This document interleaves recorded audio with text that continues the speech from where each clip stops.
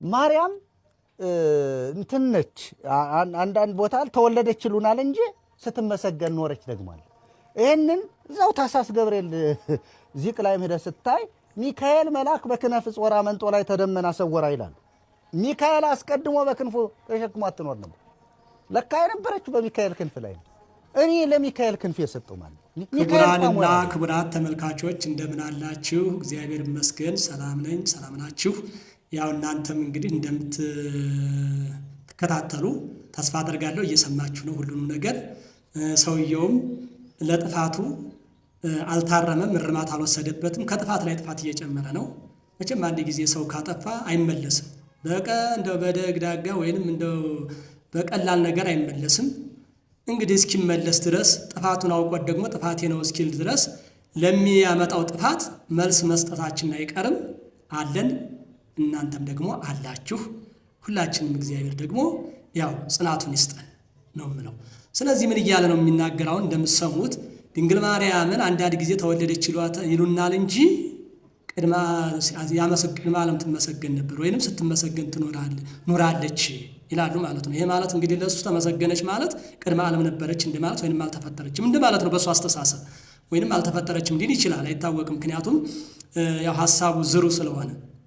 ስለዚህ ይህንን ቃል ከመናገር ይልቅ እንደው አስተካክሎ ምስጢሩን ቢያውቀው መልካም ነበር በእውነት።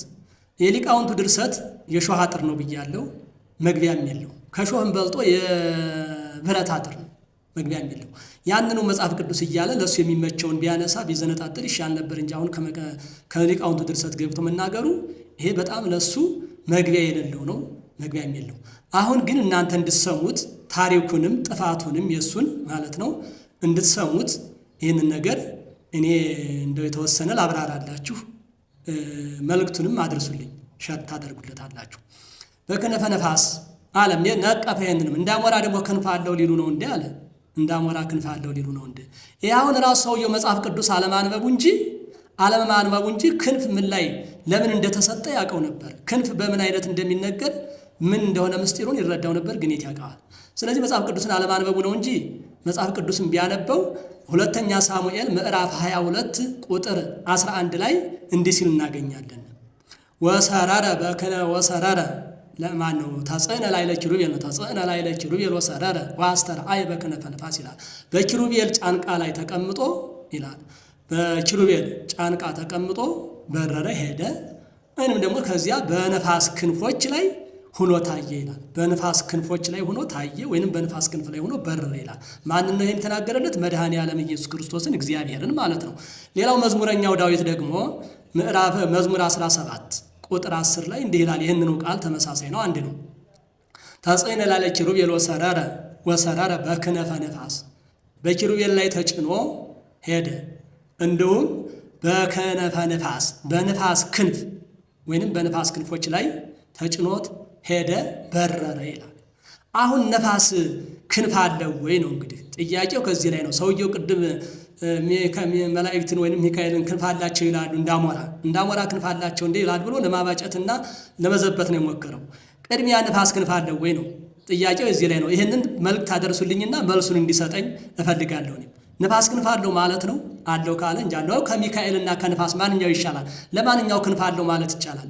ይሻላል ለሚካኤል ክንፍ አለው ማለት ይቻላል? የነፋስ ለግዛን ነፍስ ስለሌለው ለነፋስ ክንፍ አለው ማለት ይቻላል? ነው መጽሐፍ ቅዱስ ለሱ የሚመቸውን ነው የሚተረጉመውና ይሄ መጽሐፍ ቅዱስ ላይ የለም ብሎ ሊፍቀው ነው።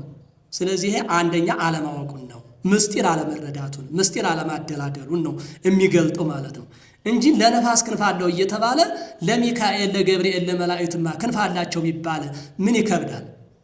ምንድን ነው የሚከብደው? ምንድንስ የሚያደናግረው ነገር? ይሄን አለማወቁ ነው ብያለሁ። ሌላው ክንፍ ያለው ምንድን ነው? ወደ ምስጢሩ ስንመጣ ክንፍ ማለት ነፋስ ፈጣን ነው። አሁን በከነፈ ነፋስ ሲል የነፋስ ፍጥነቱን ነው እያየ ያለው። ነፋስ ፈጣን ነው፣ ከዚያ ላይ ክንፍ ተጨምሮበት ምን ያህል ይፈጥናል? የአምላክ ነፋስ እንደገና በሁሉም ምሉ ነው፣ በሁሉም ምሉ ነው፣ እናገኘዋለን። መድኃኒታችን ኢየሱስ ክርስቶስ እግዚአብሔር በሁሉም ምሉ ነው። በከነፈ ነፋስ ተጭኖ ማለት በነፋስ ክንፎች ላይ ተጭኖ በረረ ያለው ነቢዩ ነፋስ ምሉ እንደሆነ አምላካችን ኢየሱስ ክርስቶስም በሁሉም ምሉ ነው። ነፋስ ፈጥኖ በሁሉም እንደሚደርስ አምላካችን ኢየሱስ ክርስቶስ በሁሉም ምሉ ነው፣ ለሁሉም ይታያል። ፈጥኖ ይደርሳል በለመኑት ሁሉ ለማለት ነው።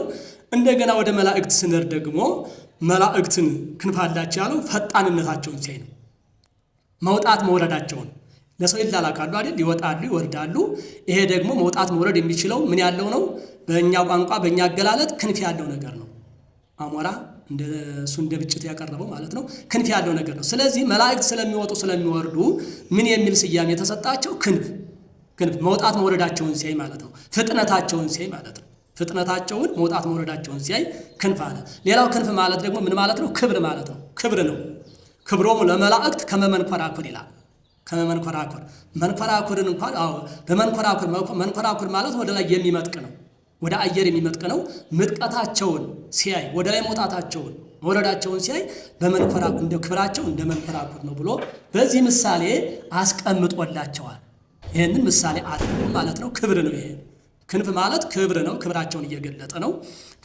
ሌላው እንደው ጠር ላድርግላችሁ እመቤታችን በሚካኤል ክንፍ ላይ ተቀምጣ ማለት ሚካኤል በክነፍ ጾራ መልአኩ ሚካኤል በክንፍ ጾራ በክነፍ ወይንም በክንፍ ተሸከማት ነው ያለው ቅዱስ ያሬድ። ይሄንን ምስጢር እንግዲህ በምስጢር ነው ቅዱስ ያሬድ የተናገረ። ይሄንን ሚካኤል መልአክ አለ በክነፍ ጾራ ድንግል ማርያምን በክንፉ ተሸከማት አለ ቅዱስ ያሬድ። ቅዱስ ያሬድ የተናገረው በምስጢር ሂዶ ነው። ምስጢር ነው የወሰደው። ክንፍ ክብር ነው ብለናል። ክንፍ ክብር ከሆነ ከሚካኤል ክንፍና ከእመቤታችን ከድንግል ማርያም ክንፍ ክብር ማለት ነው። ክብር ከሚካኤል ክብርና ከድንግል ማርያም ክብር የማን ይበልጣል ነው።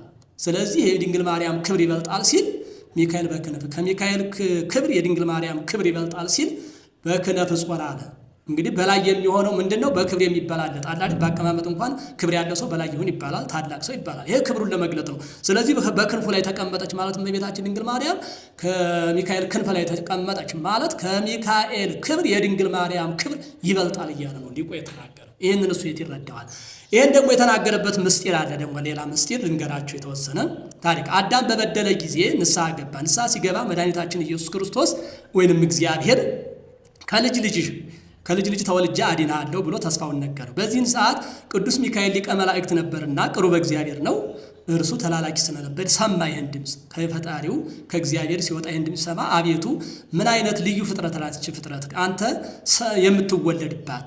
የምትወለድባት ምን አይነት ፍጥረት ናት? እሷን ፍጥረት አሳየኝ ሲለው ስዕሎ ክንፎ ማለት ስሎ ቀርጾ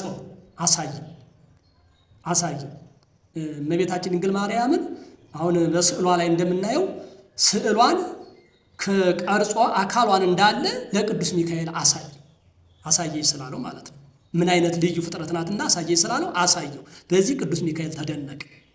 ከዚያ ጀምሮ ቅዱስ ሚካኤል የእመቤታችን ድንግል ማርያምን ክብር ከዚያ ጀምሮ ያመሰግናል፣ ይናገራል፣ ክብሯን ይገልጣል። ለዚህ ነው ቅዱስ ያሬድ በክነፍ ጾራ መንጦላዕተ ደመና ሰወራ ያለው። ቅዱስ ሚካኤል በክነፍ ጾራ ያለው ለዚህ ነው። ስለዚህ ምስጢር ለሰውየው ስለማይገባው እንደሆነ ባጭሩ ነው የነገርኳችሁ። ያው ለእናንተ ለጊዜያችሁም እንዳልሻማ ብዬ ይሄንን ግን ለሱ ሸራ አድርጉለት፣ አድርሱት። ለነፋስ ክንፍ ካለው ሚንገረኝ ወይንም ደግሞ መጽሐፍ ቅዱስን እንድንፍቀው እንደሱ ልብ ወለድነት ሳይሆን የምናገረው ትክክለኛውን ስለሆነ ይሄን ሸራ አድርጉለት፣ አድርሱት፣ ይድረሰው ነው የምለው።